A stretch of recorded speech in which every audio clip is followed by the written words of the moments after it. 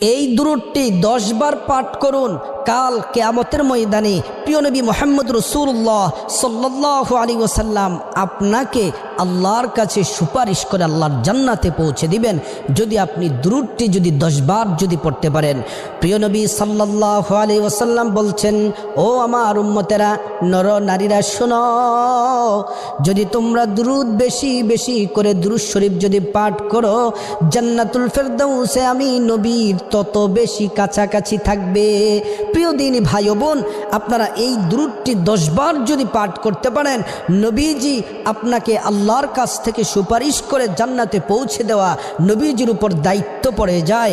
দুরূদটি হলো আল্লাহুম্মা সাল্লি ওয়া সাল্লিম আলা নবিয়্যিনা মুহাম্মদ। এই দুরূদটি বেশি বেশি করে পাঠ করুন।